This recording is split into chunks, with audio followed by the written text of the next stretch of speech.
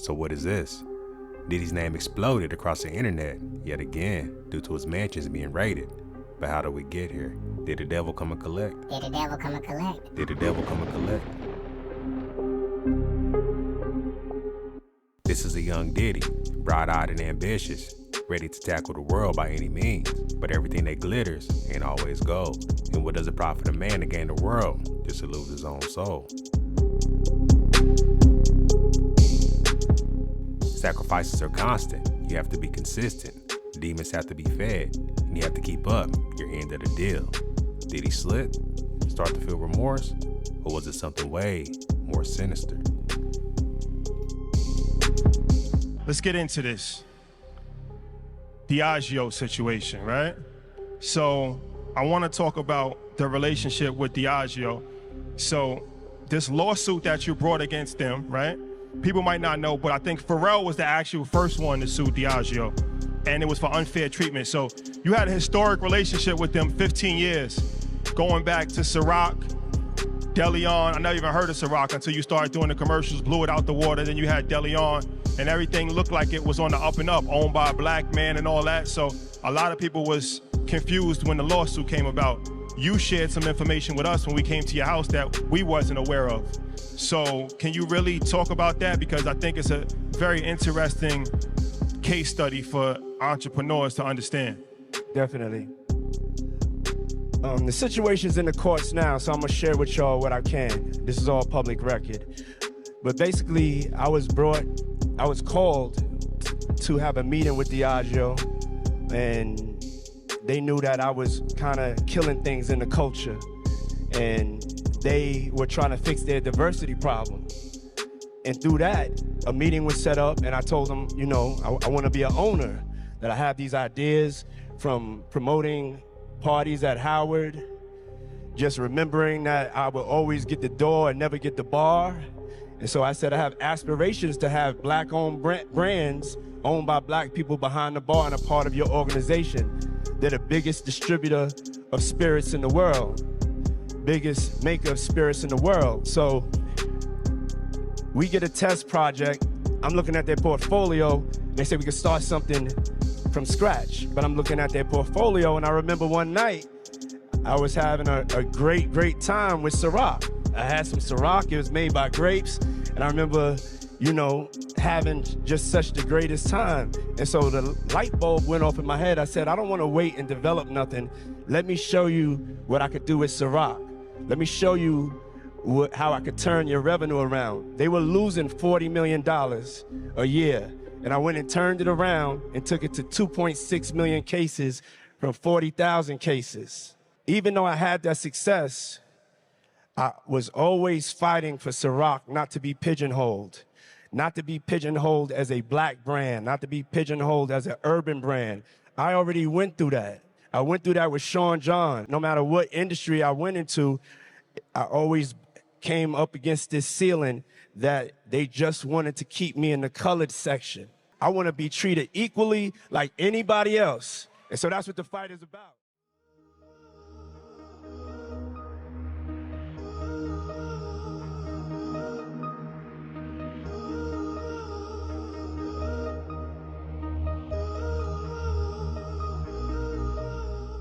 Was this why Diddy was targeted? Some say yes, and some say no. But over the years, there's been many claims of Diddy's wild lifestyle, but no action against it. But coincidentally, just a couple of months after the Ciroc lawsuit, all ish hit the fan. And we all know, once you stir up that hornet's nest, you gotta be prepared to get stung a few times. But he who was in me is stronger than he who was of the world, and it's never too late. Or is it?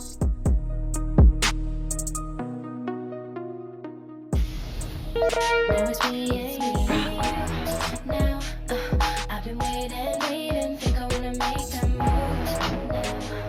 now. R&B singer Cassie has accused hip-hop mogul Sean Diddy Combs of rape and a decade of physical abuse.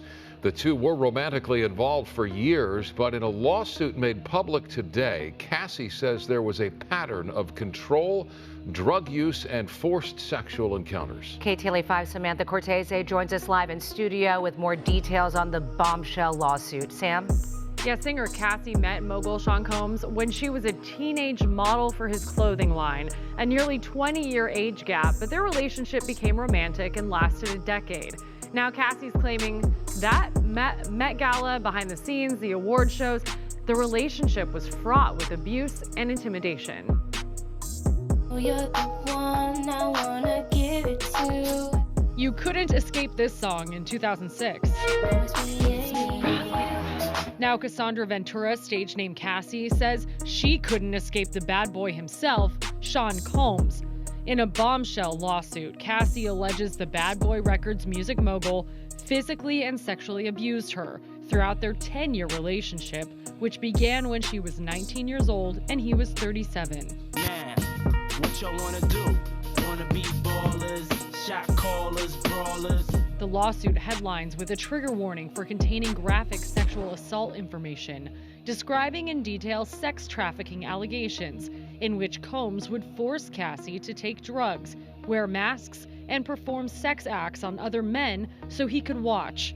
Cassie says Combs raped her when she tried to leave him. She says he beat her, then made her stay in hotels or his home until the bruises healed, and his security would make sure she did what Combs wanted or else.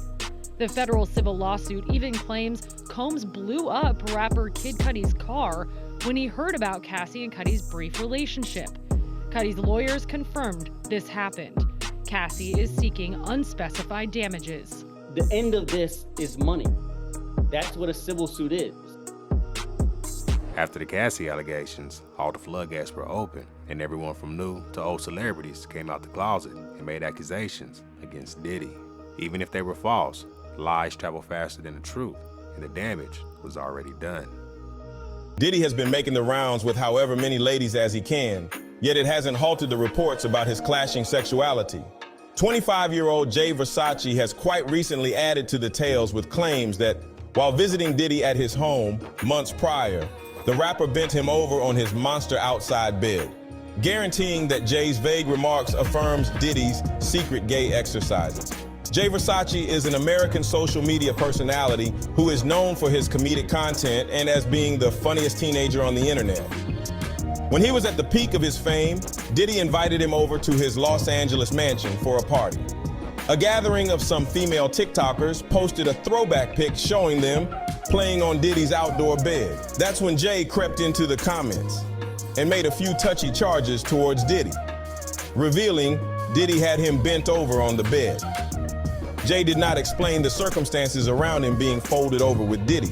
Sean Diddy Combs has been hit with another lawsuit just as he settles his first. Now this time, Joy Dickerson-Neal claims that she was a victim of revenge porn in addition to allegedly being drugged and sexually assaulted by the musician back in 1991.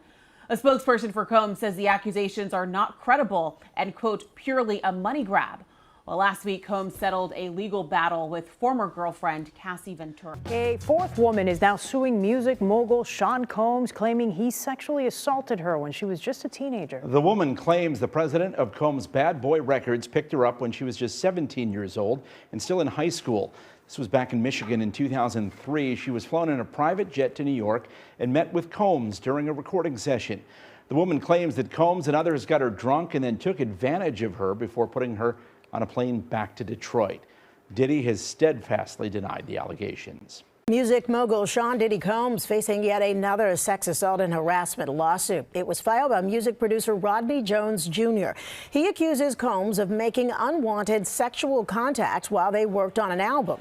Jones also accuses Combs of forcing him to participate in sex acts with sex workers in front of him. Lawyers for Combs deny the allegations, calling Jones a liar. Combs faces several other lawsuits alleging sexual assault. After all this, Diddy had no choice but to step down from Revolt TV. All the hard work, the sacrifice, the sleepless nights, the time away from family. What was it for? Can we ever leave this earth unscathed? Many so-called black artists and business owners never leave here unscathed. Is it our fault, or is it part of their plan? We make it, they take it. We reveal it, they steal it. We are a cursed people, a stiff-necked generation.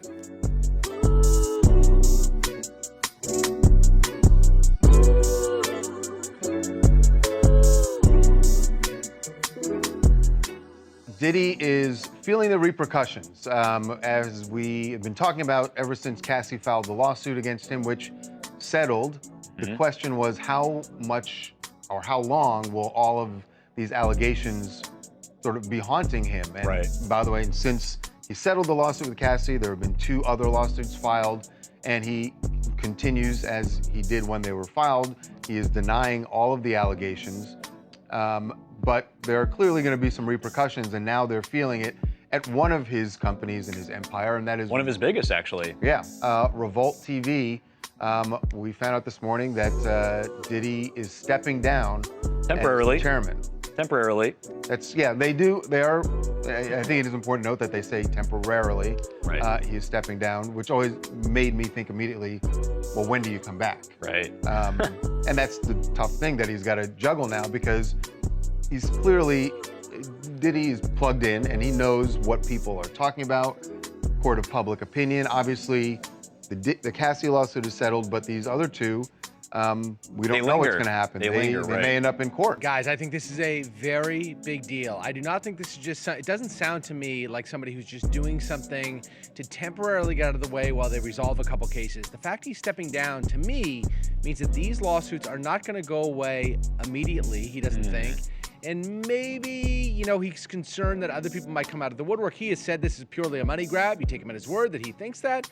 But if it was just purely a money grab, you'd think it's something that a man of his means could get rid of pretty quickly. Right. Well, he could settle it quickly like he did with Cassie. He hasn't settled the 2 lawsuits that are remaining. I think you're right, Jason. It's an indication that maybe he's not going to settle these and that he intends to actually go to court. It's going to last for a while. I think it's also possibly an indication of what the response has been from some of the employees at Revolt. I know I've seen at least one story of an employee there who announced that she was stepping down because she was a survivor herself.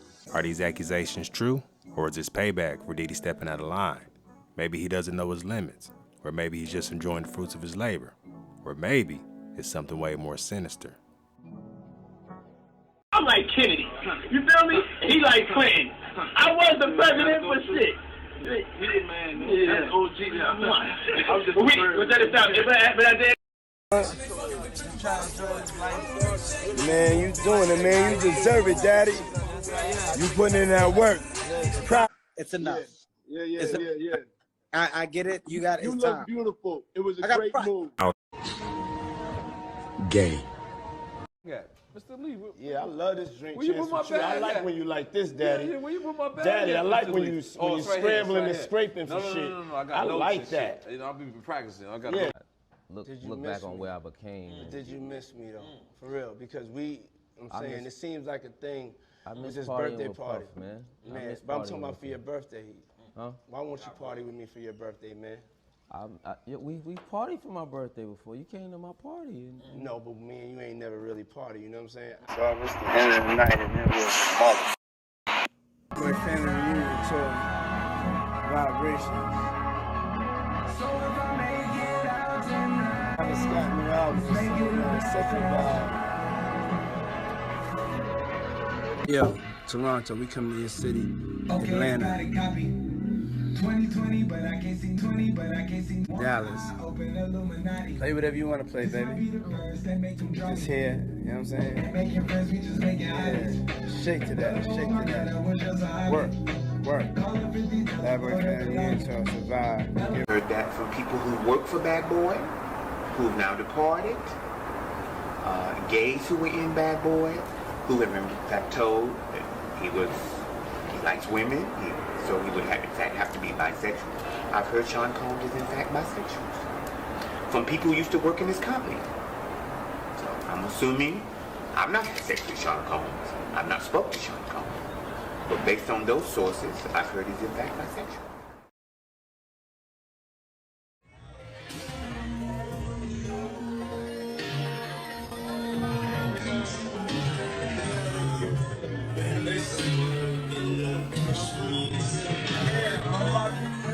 Building. Hey yo, this guy right here, one of the hip hop entrepreneur, young legends. He's in my gang. He gets money. Yes, he does. Yes. Let it flow, let it flow, let it flow.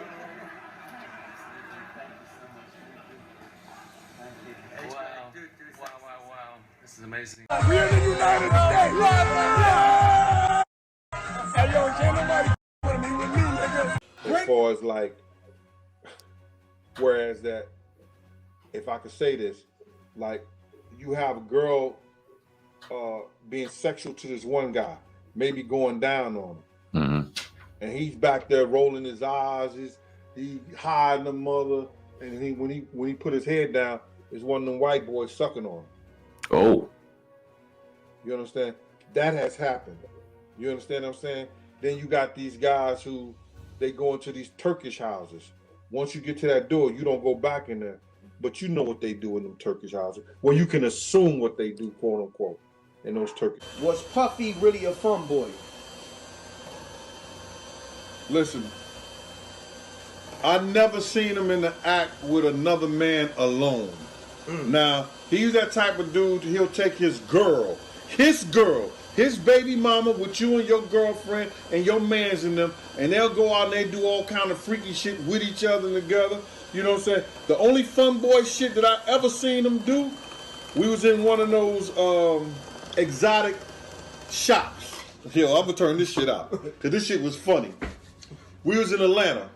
We go to those exotic shops where you get all kind of, like, they buy oils, dildos, spooky. Yeah, you know what I'm saying? All kind of shit. So they would just give him a brown paper bag, and they wouldn't even.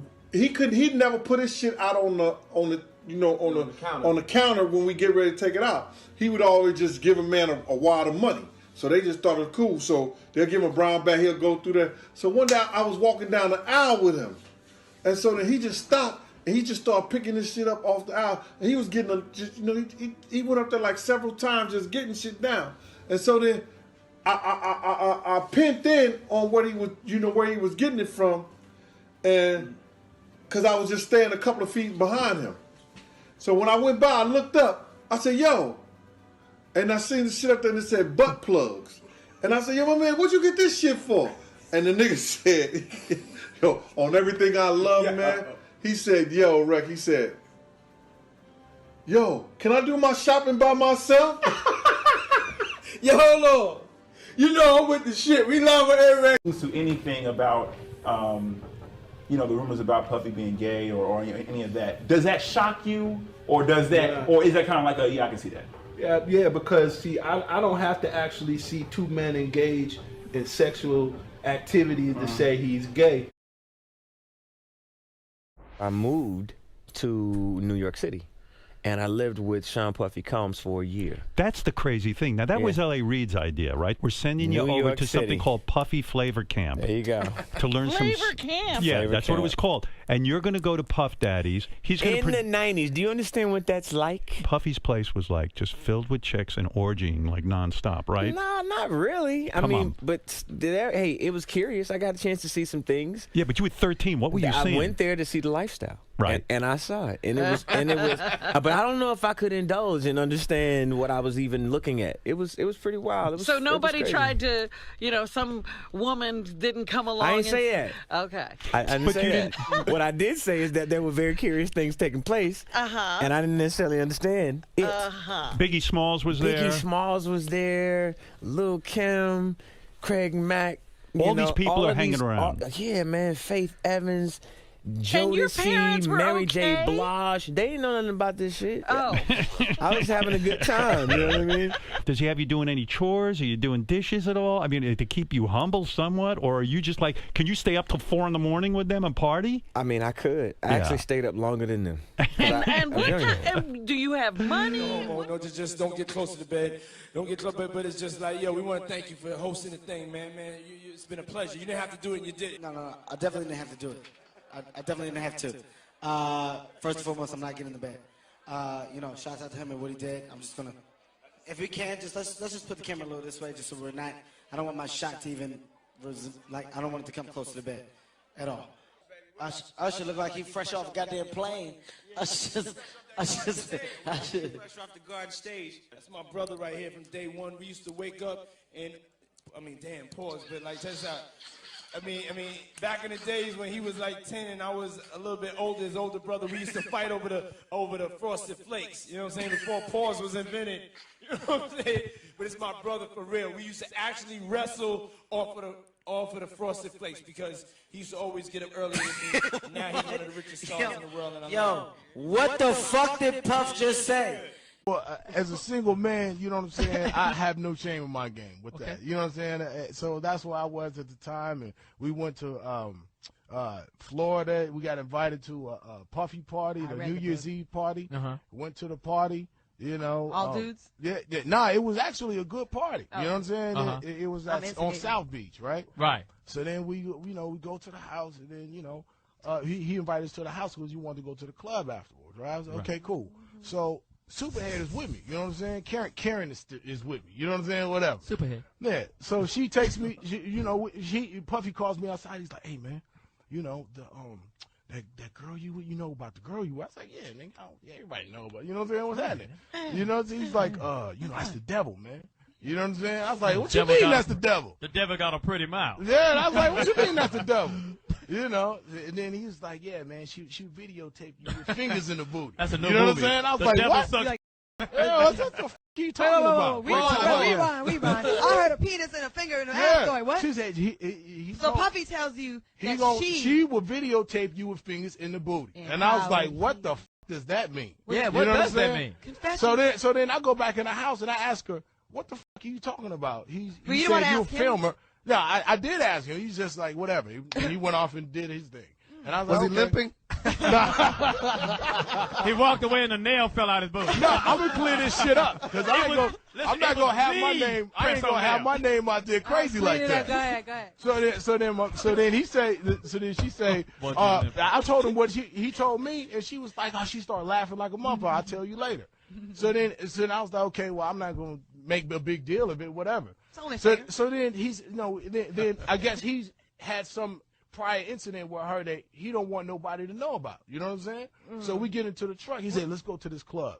So everybody following the car. The car is silent. You know what I'm saying? We get to this club, and then we walk in the back way. It's a VIP lounge. Ain't nobody in there. And then, the club is going. It's all jumping. And then I'm sitting there with old girl. So then he's doing his business. We go down and get a drink. We sitting there bobbing to the music, and then she point over the corner. It's two dudes kissing. You know what I'm saying? I'm like, the f is this? You know what I'm saying? So I'm like, okay. Then there's girls in the club too, and then she point another direction. It's another dude over there like butt ass naked dancing. You know what I'm saying? We take off, man. You know what I'm saying? We leave the club directly. I didn't say peace to nobody. I didn't see nobody. Yeah, it was suspect. A lot of suspect. The club was You could chalk it up to being in Miami or whatever. Blame it on the I've been in a gang. I've been in a gang of clubs, man. The club was called and I ain't never called? mistakenly stepped into a club having that kind of activity. You know what I'm saying? So Me neither. there it is. So we took a cab home back to where I was. So lonely. So I'm fucking goblins. I went to a party on Star Island in Miami, where P Diddy has a private residence. I had no business being there. I was with a famed house producer who was DJing the party. Sure. And I will keep his name out of it. Yep. And I took a whole bunch of ecstasy because everyone there was taking ecstasy. It was basically me and like beautiful like ethnic models, like just beautiful women who I obviously had no interest in because that's the big pimpin' video. That's not my type. Right. We're gonna stick to Peppa, please. Yeah, we're gonna stick to Peppa and ghouls from Us Weekly. Right. So I'm like kind of stumbling around. It's like it's all like my man is telling me that like every third person is some executive. Got behind the scenes guys who I don't recognize. It's a high-end crowd. Very high-end. And there's no joke, there's maybe 100 people. Okay. I mean, it is intimate. It's a serious I have serious no business party. being there. Sure. I'm in like a, like an old Jewish grandmother's windbreaker like I am now at this exact moment. Right. And so, long story short, I am on ecstasy and I'm trying to find the bathroom and I can't find the bathroom and I just kind of like go down a flight of stairs and now I'm in like the inner windings of the mansion because most of it's going down by the pool. Okay. Cabanas and stuff. Dragon's Lair. Yeah, Yeah, we're getting serious. So I get lost and I'm in like just a maze of rooms. Yeah. Now I'm looking for the bathroom. I start opening doors. One's like a closet. One's a room. It doesn't have a bathroom in it. Whatever. Every room should have a bathroom in it. That makes sense. First of all, if you're in this fucking every dungeon, room should have, right. every house So should I have. open a door, and in that room there are a bunch of men, and they're all kind of like very like Romanesque, like laying about. And, you know, kind of like very like kind of leaning on each other, not really spooning, but like conversationally spooning. Like if you were spooning, but facing each other and like leaning up on your elbow and talking. Like, how about this? Like in public, watching TV with a bunch of your friends and you're with your girlfriends. Right, yes. It would be like those guys kind of lounging on their girlfriends, but they're not, because that would be weird in public. Right. Like you almost think that they should be feeding each other grapes, stuff like that. Okay. Like, it was very like regal lounging, very erotic. Okay, all right, heavy erotica. Yeah, like the drawings you would see of like old Greek right, hangouts. Exactly. Yeah, I understand. or like a fat Greek woman like laid on her side. Yeah, it would almost be the prelude to an orgy. Yes. Oh, absolutely. Okay. Oh my god. Oh Okay. my god. It was so prelude to an orgy. So explain. So I look. So I'm there for a very brief amount of time because I open the door and clearly I'm not supposed to be in there. And I look, and who is lounging in my direct eye line? Puff Daddy. And Felix the House Cat, famed house music producer. Yeah, no, I know are who that is. basically spooning each other. I swear to God, they're basically spooning, and they're drinking a glass of Hennessy, and they're like sharing it. They're like passing it back and forth, And everyone's talking. and everyone's just like talking. Yeah. And then as soon as I see them, I'm like, All men though. There's not all one men, woman in this room. all men, and Yeah. they're all 100% on ecstasy. Like you can see Diddy's in like white linen, being like, "Oh my God, like rub ice on my nipples," Right. You know, like, "Oh, you're one of my best friends." Right. So the minute I make eye contact with him, like a gigantic bouncer comes over and says, "Get the fuck out!" Because a lot of people turned and looked at me because it was very unexpected that like a fat guy with an afro, Right. with like no shirt on, basically like an open windbreaker, opened the door to like this like. You are kind of a buzzkill. Definitely. If I'm on ecstasy and Right, getting no. ready for a gay They're orgy. Like, oh, this guy. Oh, he looks like you let Gene Shalit in. You know? So, but I looked right at Puff Daddy and he looked right at me. Yeah. And we made direct eye contact. And I got kicked out of the room. Sure. So that was that. Yeah, fast. And obviously So crazy. Fast crazy. forward. So I was like, P Diddy's clearly on ecstasy and Yeah. he's clearly gay.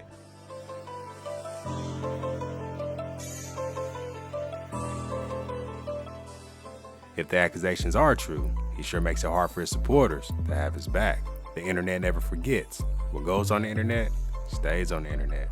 So be wise on what you expose to the world.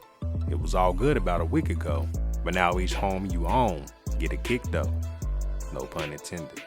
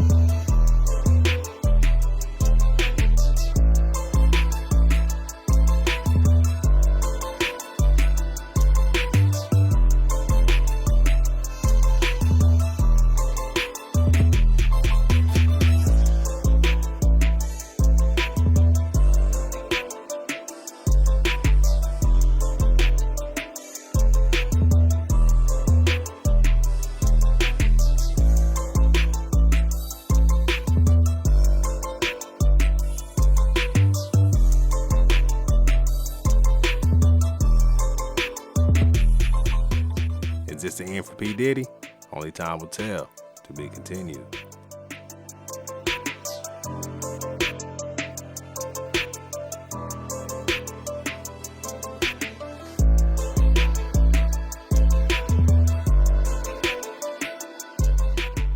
You got your respect in the street that gave you your power, that brought you your money. Totally different thing. He let that money, power, and respect go to his head, but he had it ass backwards.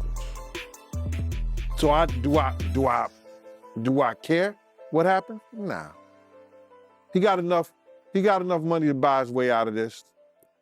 So we think So when you look at that video of him pacing around and he's looking worried, and you knowing him, do you think it's possible that he might commit suicide? When you're a narcissist, there's always a possibility because you're suffering. But I don't think that he could see himself in a cage. I don't think he could see himself behind those bars in those type of situations. It's too many real dudes that dislike him. But then again, there's a lot of real dudes that need help. And him being behind bars, he could probably help them.